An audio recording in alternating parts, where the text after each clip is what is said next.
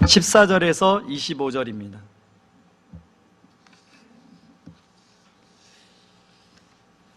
로마서 7장 14절에서 25절 말씀 제가 먼저 읽도록 하겠습니다. 14절 읽습니다. 우리가 율법은 신령한 줄 알거니와 나는 육신에 속하여 죄 아래 팔렸도다. 내가 행하는 것을 내가 알지 못하노니 곧 내가 원하는 것은 행하지 아니하고 도리어 미워하는 것을 행함이라. 만일 내가 원하지 아니하는 그것을 행하면 내가 이로써 율법이 선한 것을 시인하노니 이제는 그것을 행하는 자가 내가 아니요 내 속에 거하는 죄니라. 내 속 곧 내 육신에 선한 것이 거하지 아니하는 줄을 아노니 원함은 내게 있으나 선을 행하는 것은 없노라. 내가 원하는 바 선은 행하지 아니하고 도리어 원하지 아니하는 바 악을 행하는도다. 만일 내가 원하지 아니하는 그것을 하면 이를 행하는 자가 내가 아니요 내 속에 거하는 죄니라. 그러므로 내가 한 법을 깨달았노니 곧 선을 행하기를 원하는 나에게 악이 함께 있는 것이로다. 내 속사람으로는 하나님의 법을 즐거워하되 내 지체 속에서 한 다른 법이 내 마음의 법과 싸워 내 지체 속에 있는 죄의 법으로 나를 사로잡는 것을 보는도다. 오호라 나는 곤고한 사람이로다. 이 사망의 몸에서 누가 나를 건져내랴. 우리 주 예수 그리스도로 말미암아 하나님께 감사하리로다. 그런즉 내 자신이 마음으로는 하나님의 법을 육신으로는 죄의 법을 섬기노라. 아멘. 노벨 문학상을 받은 로랑베그라는 작가가 있습니다. 이 작가가 쓴 책 중에 왜 도덕적 인간이 나쁜 사회를 만들 수 있는가라는 책이 있습니다. 이 책에서 저자는 사람들의 심리를 다루는 실험을 하게 되는데요. 굉장히 도덕적이고 바른 생각을 가지고 있는 사람들에게 어떤 상황에서 당신은 어떤 선택을 하겠습니까? 라고 질문을 합니다. 대부분의 사람들이 정답을 이야기합니다. 근데 그랬던 사람들을 이제 어떤 집단에 집어넣기 시작합니다. 그래서 그 집단에 있는 나머지 사람들에게는 정답이 아닌 오답을 말하게 합니다. 일부러. 그리고 그 사람에게 질문을 다시 합니다. 다른 사람이 다 오답을 말하는 것을 이 사람이 들었죠. 당신은 이런 상황에 어떻게 하겠습니까? 라고 다시 질문했는데 혼자 있을 때는 정답을 얘기했는데 다른 사람이 다 오답을 말하니까 그 사람도 오답을 말하더라는 것입니다. 그걸 통해서 저자는 사람은 평상시에는 도덕적이고 굉장히 상식적인 판단을 하고 그렇게 선한 것을 선하다고 판단을 한다면 그러나 이해관계에 얽히고 뭔가 자신의 상황에 놓이게 될 때는 그런 도덕적인 생각, 판단에 좌지우지 되는 것이 아니라 잘못된 오답을 내릴 수 있다라는 그 실험 결과를 이야기하면서요, 도덕적 인간이 나쁜 사회를 만들어갈 수 있다라고 얘기합니다. 여러분, 우리는 도덕적인 인간이 많아지면 살기 좋은 사회가 될 것이라는 전제가 있습니다. 한 사람 한 사람 도덕적으로 잘 교육받고 윤리적으로 아주 성숙한 그런 시민이 되면 이 사회, 이 나라가 더 좋아질 거라는 전제가 있습니다. 그리고 무언가 의식 있고 생각 있는 사람들이 나라를 이끌어가면 이 나라가 더 발전할 거라는 그런 전제를 가지고 있습니다. 그런데요, 사실은 사람들이 하나같이 느끼는 게 뭐냐면 살면 살수록 행복하다는 사람이 없다는 거예요. 차라리 70년대, 80년대는 그런 막 억압이 있고 여러 가지 무슨 말 하면 막 금세 잡혀가고 그런 시대에는 나름대로 어떤 사람들이 행복이 있었는데 점점 살수록 민주화 사회가 됐고 그리고 마음껏 자기 의견을 개진할 수 있는 사회가 됐는데 행복하다는 사람은 점점 줄어간다는 거예요. 여러분, 우리 안에는 여전히 도덕과 윤리로 더 나은 가치를 실현하면 이 사회를 그리고 내 자신을 뭔가 새롭게 할 수 있다는 그런 전제가 오류가 있다는 것입니다. 여러분, 이런 도덕과 윤리를 로마서의 용어로 바꾸면 그게 율법입니다. 율법은 하나님에게서 나온 것이기 때문에 인간이 만들어낸 도덕과 어떤 바른 생활보다 훨씬 더 수준이 높습니다. 그래서요, 12절에 율법은 거룩하고 계명도 거룩하고 의롭고 선하다고 이야기하고 있습니다. 그리고 14절에 율법은 신령하다, 하나님이 주신 거기 때문에 영적인 것이다 라고 이야기하고 있습니다. 그러다 보니 유대인들은 이런 율법을 잘 지키고 그리고 율법을 따라 잘 살아가면 자신이 굉장히 의로운 존재가 되고 하나님께도 구원받고 축복받는, 그리고 사회도 나아질 거라고 믿었습니다. 그런데 여러분, 우리가 마가복음을 통해서 그렇게 율법을 잘 지키는 바리새인들과 서기관들의 모습을 봤지만 그들이 나름대로는 율법을 잘 지키지만 그 율법을 지키는 면은 말고 오히려 다른 면에서는 예수님을, 자기들의 의견을 반응하는 예수님을 모의하고 잡아 죽이고, 그리고 또 어렵고 힘들게 살아간 사람들을 외면하고, 그런 모습이 나오더라는 것입니다.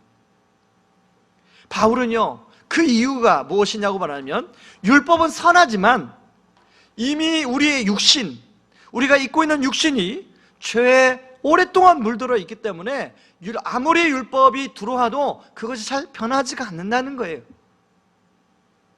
그런데요, 바로 로마 그리스도인들 안에는 이렇게 예수님을 믿어도 율법을 지켜야만이 하나님의 구원에 이를 수 있다고 주장하는 사람들이 있었어요.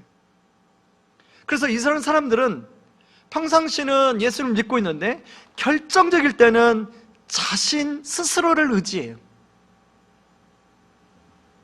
그래서 여러분, 자신의 의지와 노력으로 어느 정도 뭔가는 이룰 수는 있지만 그것이 실제 삶 가운데 좌절과 절망을 가져오는 것을 경험하게 됩니다.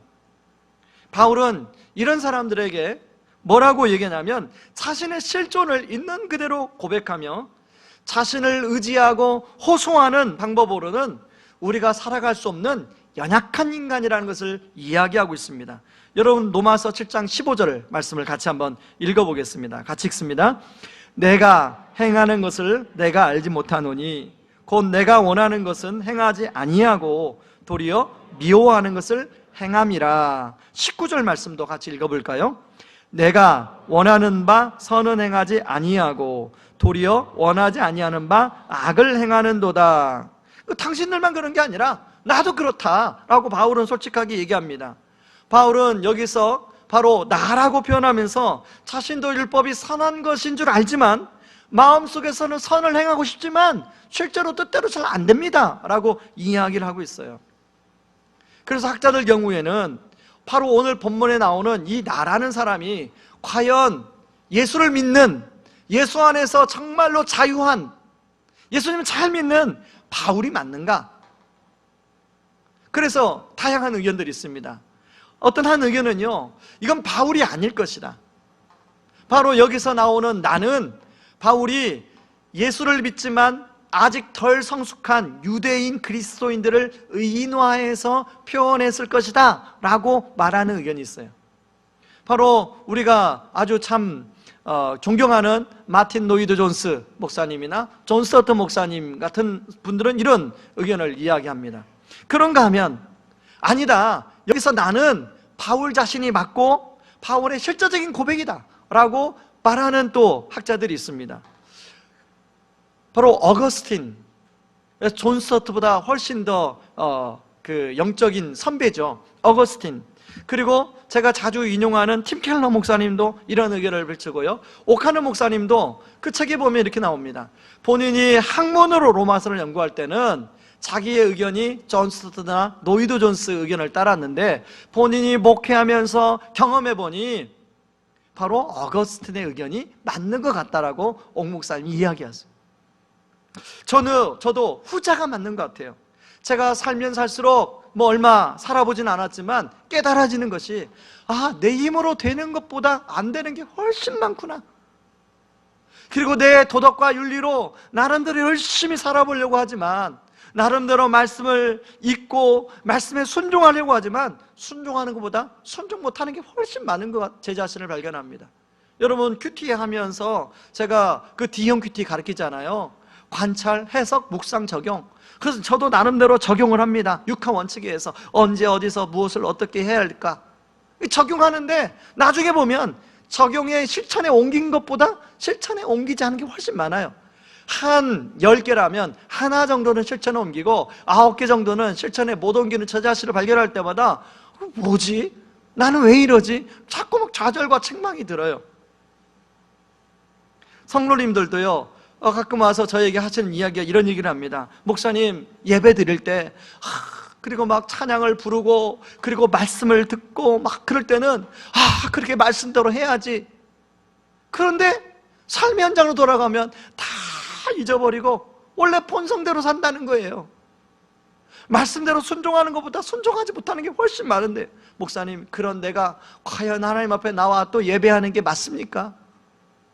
내가 하나님 앞에 나올 때마다 한 주간의 삶이 조금 꺼림칙하면 나올 때마다 마음에 막 부담이 있는데, 목사님, 그래도 하나님께 나오는 게 맞습니까? 이런 질문을 하는 분들이 계세요. 여러분 직접적으로 저한테 찾아와서 그런 질문을 하지 않지만 많은 분들이 한두 번쯤은 그런 생각을 해보셨을 거라고 생각합니다. 그런데 우리 알아야 할 것이요, 바로 우리 존재 자체가 그런 사람이라는 거예요. 여러분, 그래서 바울은요 24절에 이렇게 고백합니다. 24절 말씀을 같이 한번 읽어볼까요? 같이 읽습니다. 오호라, 나는 곤고한 사람이로다. 이 사망의 몸에서 누가 나를 건져내랴. 여러분, 이 곤고하다라는 말은 다른 말로 번역하면 비참하다라는 뜻이에요. 더 이상 소망이 없다라는 뜻이에요.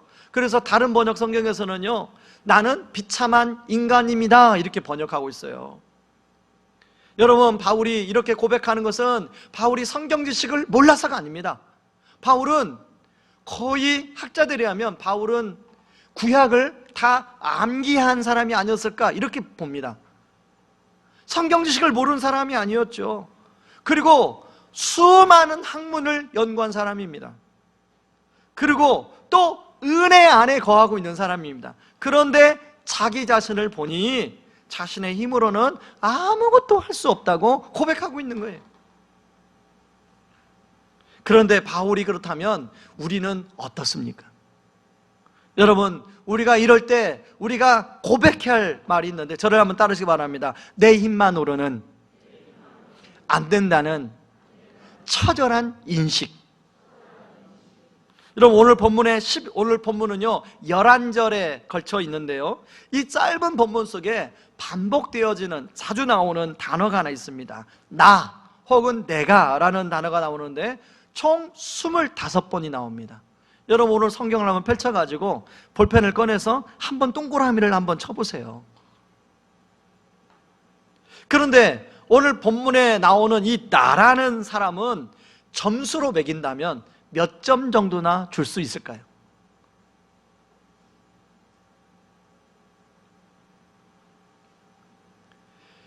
여러분 한번 볼까요? 14절에 보면 나라는 사람은 어떤 사람이냐면, 나는 육신에 속해 있다, 죄 아래 팔린 존재다 라고 표현하고 있습니다. 15절은요, 내가 원하는 것은 행하지 아니하고 오히려 자신이 싫어하는 것을 행한다, 이렇게 얘기합니다. 16절은 율법의 선한 것을 알면서도 선한 것을 행하지 않는 존재인 나를 이야기하고 있고요. 여러분, 가장 나쁜 인간이 알면서도 행하지 않는 인간이잖아요. 우리가 그렇게 말하잖아요, 일반적으로. 그런데 16절이 그렇게 이야기하고 있습니다. 그런가 하면 17절에 나오는 나는 그 속에 죄가 자리 잡고 있다. 그냥 죄의 유혹이 잠깐 왔다 가는 게 아니라 자리 잡고 있는 나를 이야기해요. 그런가 하면 18절에는 내 육신에 선한 것이 하나도 없다. 21절에는 선과 악이 함께 있다. 22절에는 속사람으로는 하나님의 법을 즐거워하는데 겉사람으로는 결국은 죄의 법 아래로 사로잡혀 온다. 23절, 나는 그래서 비참한 나다. 나의 혼자 힘으로는 도저히 소망이 없는 나라고 이야기하고 있습니다. 여러분, 자, 이 나라는 사람을 점수로 주면 몇 점을 줄 수 있을까요? 바울이 이렇게 자신을 비하하면서까지 형편없는 나에 대해서 이야기하는 이유가 뭘까요?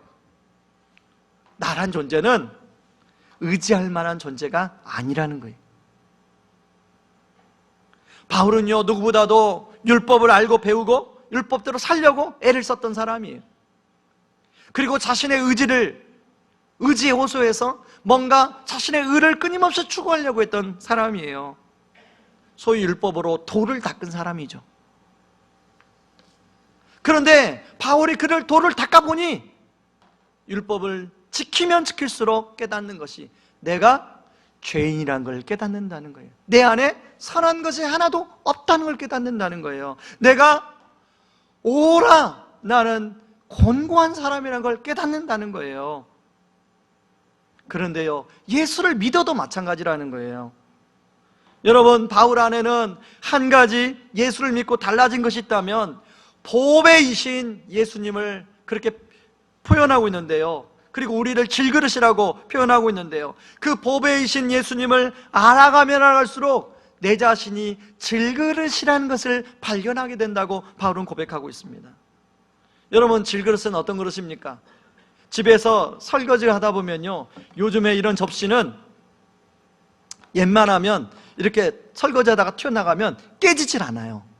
깨질 것 같은데.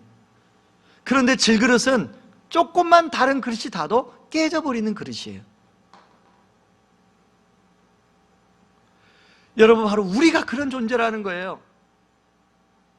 그러므로 지혜로운 사람은 이런 자신이 질그릇이라는 자신의 한계를 철저히 깨닫는 사람이 지혜로운 사람이라는 거예요. 그런데요, 의외로 예수님을 믿고 하나님의 자녀가 되었음에도 불구하고 자신의 힘과 의지와 노력으로 살아가려고 하는 사람들이 많다는 것입니다. 물론 어느 정도까지는 그게 가능해요. 그런데 하다 보면 꼭 한계에 부딪힐 때가 있습니다. 그런데 어떤 사람은 지금도, 아니 저조차도 어떤 문제에 부딪혔을 때 주님 잠깐만 계셔보세요, 제가 먼저 해보고 주님께 도움을 요청하든 말든 간 해볼게요, 그렇게 하고 있는 저를 발견할 때가 많이 있습니다. 그런데요, 제가 경험하면 할수록 깨닫는 것은 내 힘으로 되는 것이 하나도 없다는 것을 많이 발견합니다. 그래서 저는 요즘에 자주 하는 기도가, 주님, 저는 할 수 없습니다. 제가 우리 사회훈련 우리 집사님들을 이렇게 OT를 하는데 하는 고백이, 하나님, 저는 우리 집사님들을, 성도님들을 제가 변화시킬 수가 없습니다. 제가 이제 제 자리에 아침에 출근하면 그 목양실에 제 자리에 딱 앉으면요, 언제부터인가 중압감이 몰려와요. 그때마다 기도하는 게, 하나님 아버지, 저는 이 중압감을 감당할 수가 없습니다. 저는 할 수가 없습니다. 저는 의왕우리교회 담임 목사직을 감당할 수가 없습니다. 저는요, 우리 집에 새 아이를 이게 키우고 있는데요, 아이가 어릴 때는 아이고, 이 셋쯤이야 뭐 얼마든지 내가 키울 수 있지, 이런 생각을 많이 했거든요. 그런데 키우면 키울수록, 하나님, 제가 정말로 키울 수가 없습니다. 특히요, 지난주 같은 일이 있으면 더 그래요. 지난주에 3월 1일 바로 전날 새벽입니다. 새벽 한참 잠을 자고 이제 새벽 기도를 가려고 알람 맞춰놓고 잠을 자고 있는데, 새벽 3시 반에, 여러분 집에 그 아이들을 이렇게 키우다 보면 한 애가 좀 부실하면 어떤 애는 좀 실한 애가 있잖아요. 그래서 저놈은 그냥 알아서 지 할 일 알아서 잘하고 잘 클 것 같다, 그런 애가 있거든요. 저희 집에도 그런 애가 많으면 좋겠는데 한 명 있습니다. 어릴 때부터 별로 이렇게 손이 안 가고 알아서 뭐 자기가 자기 일 잘하고 그런 애가 있어요.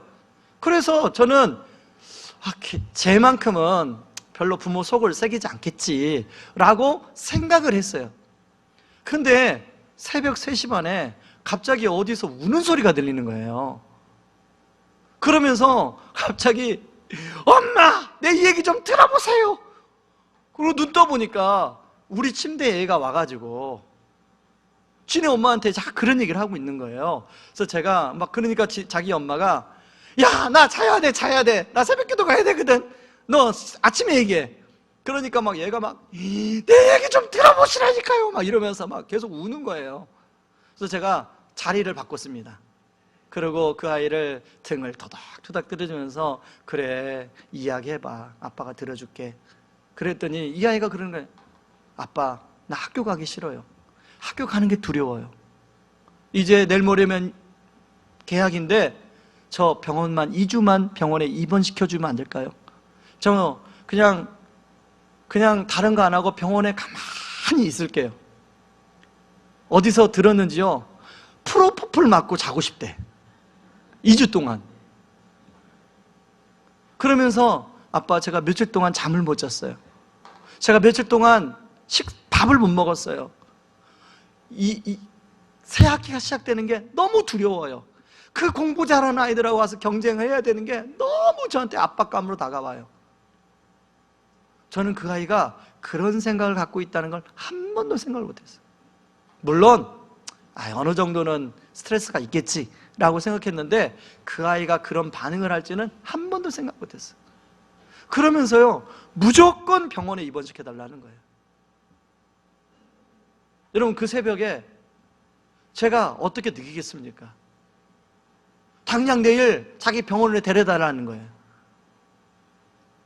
여러분 걔가 잠을 못 자니까 꼴딱 잠을 샜죠. 그러고 나서 아침에도 걔가 아침에 조금 잠들어서 몰래 빠져나와서 교회로 왔습니다. 3월 1일인데 교회로 도망왔어요. 왜냐면 집에 있으면 걔한테 또 치달릴까 봐. 제가 아침에 와서 제자리에 앉아서 기도하는 게 그 고백이에요. 주님, 생각지도 않은 아이가 이런 고백을 하게 되는데, 오늘 새벽에 이런 고민을 안고 있는데 얘를 도무지 어떻게 도와줘야 됩니까? 얘를 자퇴를 시켜야 됩니까? 얘를 지금 없는 병 만들어가지고 병원에 입원을 시켜야 되는 겁니까? 프로포폴을 맞춰서 얘를 잠을 재워야 됩니까? 막 별의별 생각이 다 드는 거예요. 결론, 제가 어떻게 할 수가 없더라고요. 그래가지고 기도하다가 제가 중보기도부에 올렸어요. 내 힘으로 안 되니까 이게 정말 기도가 필요하다. 많은 분들이 기도해 주셨나 봐요. 오늘 보니까 조금 제정신 돌아왔어요. 여러분, 이런 상황 속에서 깨달아지는 게 무엇입니까? 저를 한번 따라 하실래요? 주님 없이는 한시도 살 수 없습니다. 여러분, 바울은 자신의 절망 속에서 놀라운 사실을 깨닫는데요, 24절 한번 읽어볼까요? 같이 읽습니다. 나는 비참한 사람입니다. 누가 이 죽음의 몸에서 나를 건져주겠습니까? 25절 읽습니다. 우리 주 예수 그리스도를 통하여 나를 건져주신 하나님께 감사드립니다. 바울은요 24절로 끝나지 않더라는 거예요. 자신의 절망과 한계를 인식하고 25절로 나아가고 있더라는 것입니다. 근데 우리는 가만히 보면 24절에 머무를 때가 많아요. 바로 이게 바울과 우리의 차이죠. 여러분, 24절에 안에 머물게 되면요 찾아오는 하나의 함정이 있는데 자기 연민이라는 함정입니다.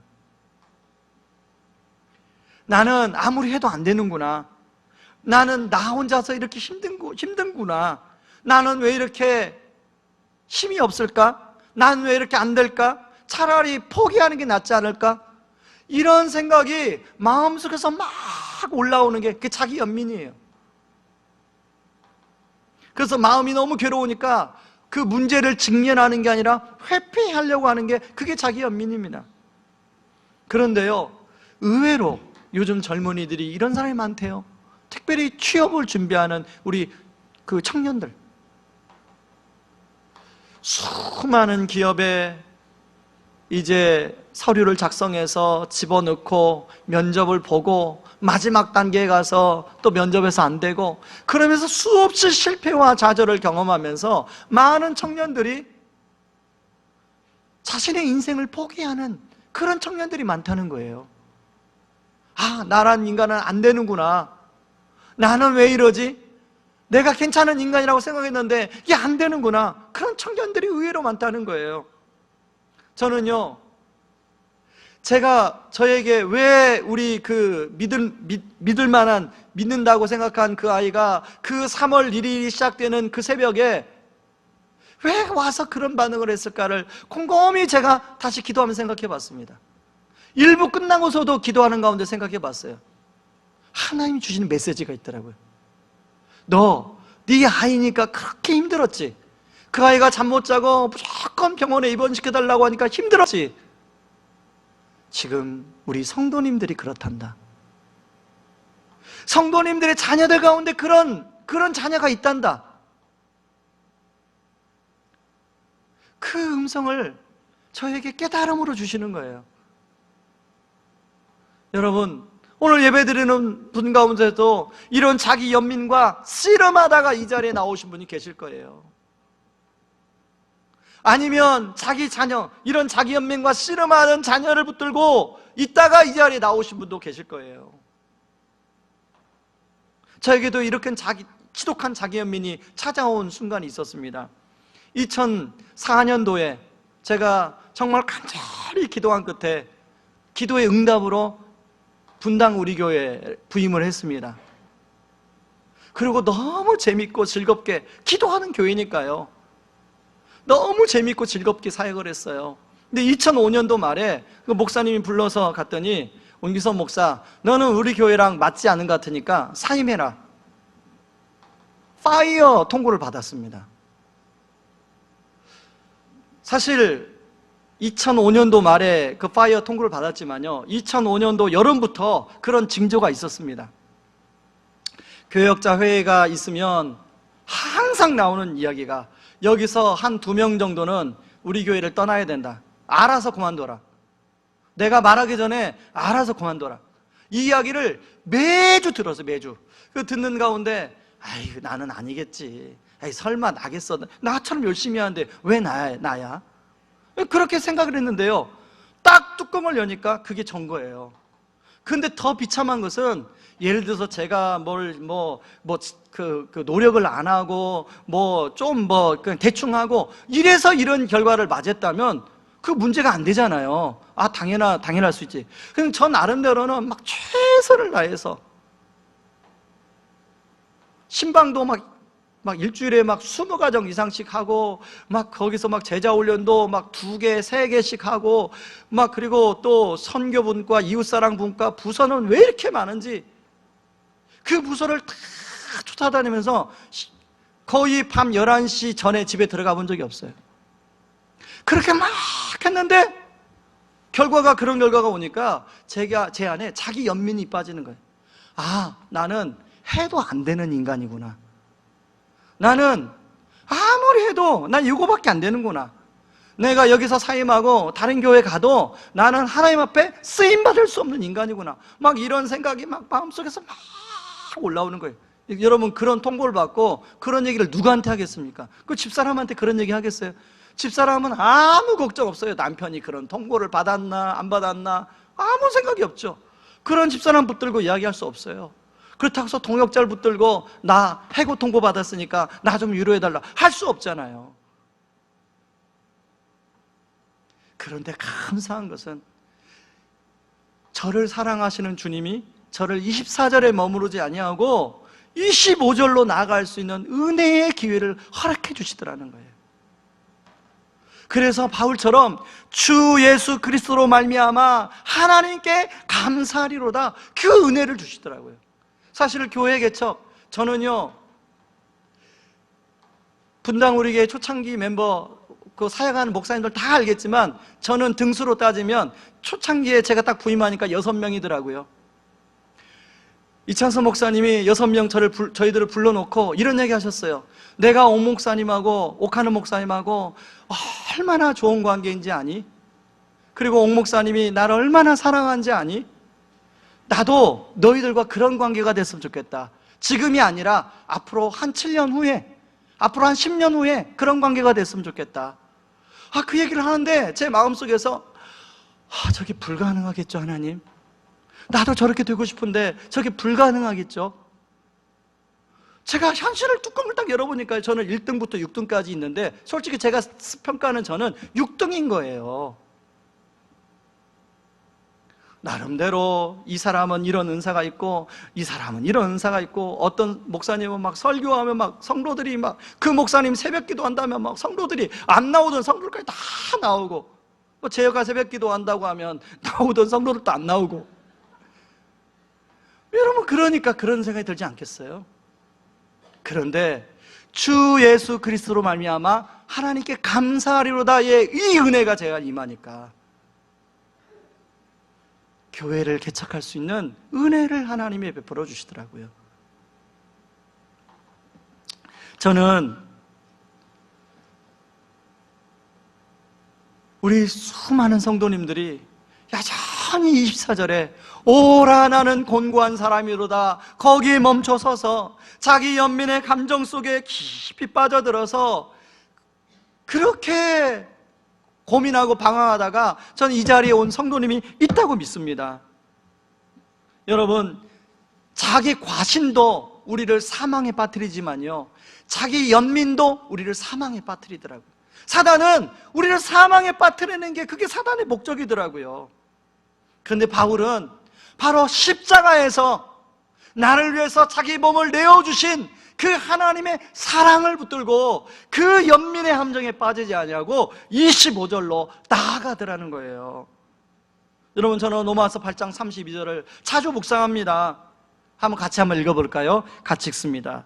자기의 아들을 아끼지 아니하시고 내어주신 하나님께서 그 아들과 함께 모든 것을 은사로 주시지 않으시겠느냐. 이 은사는 선물입니다.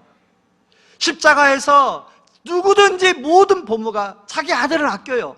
근데 하나님은 우리를 사랑해서, 저와 여러분들을 사랑해서 자기 아들을 아까운데 기꺼이 내어주셨어요. 그 하나님이 지금 그 당신의 백성, 그 사랑하는 백성이 24절의 절망 속에 있는데 25절로 끌어주시는 은혜를 주시지 않으시겠느냐? 여러분, 안 하실까요? 저는 오늘 이곳에 예배드리는 우리 성도님 가운데 24절의 상황 속에 갇혀있는 성도님들 가운데 25절로 나아가는 그런 은혜가 있기를 바랍니다. 오늘을 성만찬을 하는 날입니다. 여러분, 예수님께서 6월절에 이제 떡을 나누고 잔을 나누면서, 떡을 나누면서 이 몸은 바로 내 살이다, 그리고 이 잔은 내 피를 상징한다 라고 말씀하셨어요. 예수님이 그렇게 말씀하신 것은 바로 그 몸은 바로 우리가 찢겨야 될 몸이죠. 그 살은, 그 잔은 우리가 흘려야 될, 우리의 죄 때문에 흘려야 될 그 피죠. 그런데 주님이 그걸 대신 제자들에게 나눠주시면서 바로 이것을 마시고 내가 너희들 대신에 십자가에 나아간다라고 말씀하셨어요. 여러분, 예수님은 십자가에 나아가기 전에 겟세마네 동산에서 아버지여, 이 잔을 옮기시울 수 있으면 옮기시옵소서. 그러나 나의 뜻대로 하지 마옵시고 아버지 뜻대로 하옵소서. 예수님도, 인성을 가진 예수님도 그 죄짐, 인류의 모든 죄짐을 안고 죄의 누명을 뒤집어 쓰고 그 십자가로 나가는 것, 그게 쉬운 일이 아니었어요. 그러나 바로 저와 여러분들을 24절에서 25절로 나아갈 수 있도록 주님은 기꺼이 십자가로 나아가신 거예요. 여러분, 오늘 성찬식을 할 때 여러분이 그 은혜를 붙들고 성찬식을 했으면 좋겠습니다. 아, 이 떡이 그냥 떡이 아니구나. 내가 내 죄 때문에 찢겨야 될 내 살이구나. 그런데 주님이 내 대신 찢겨주셨구나. 이 잔이 그냥 잔이 아니구나. 바로 내가 내 죄 때문에 흘려야 될 피구나. 근데 주님이 대신 흘려주셨구나. 그리고 24절에 우리를 머무르지 아니하고 25절로 나올 수 있도록 해주셨구나. 여러분, 예수님은 성만찬을 다 마치면서 복음서에 보면요, 마가복음에 이런 말씀이 나와요. 내가 진정으로 너희에게 말한다. 이제부터 내가 하나님 나라에서 새 것을 마실 그날까지 나는 포도나무로 열매로 빚은 것을 다시는 마시지 않을 것이다. 여러분, 예수님이 왜 이 말씀을 하셨을까요? 바로 내가 하나님 나라에서 새 것을 마실 그날은 바로 예수님이 이 땅에 다시 오셔서 우리가 부활하여 예수님과 함께 포도주로 축배를 드는 날입니다. 예수님이 왜 그 말씀하실까요? 여러분, 우리는 이 땅에서 24절에서 25절로 나아가는 경험을 하게 됩니다. 사실은요, 우리가 이 땅에 지옥과 천국을 이미 맛보며 살아요. 24절은 지옥이에요. 그런데 25절로 나아가면 천국이에요. 근데 그것은 다 그림자입니다. 어떤 거의 그림자예요? 바로 영원한 하나님 나라, 영원한 지옥의 그림자예요. 주님이 말씀을 하시는 것은, 그리고 우리가 24절에서 25절로 나아가는 것은 그게 얼마나 기쁨이요 축복입니까? 그런데요, 그걸로 멈추시면 안 된다는 거예요. 바로 주님이 다시 오시는 진짜 25절의 축복의 날이 있다는 거예요. 저는 저와 여러분이 그 25절의 그 축복의 날을 사모하며 주님 다시 오심을 기다리며 오늘 성찬식을 거행하는 그 은혜가 있기를 주님의 이름으로 축원합니다.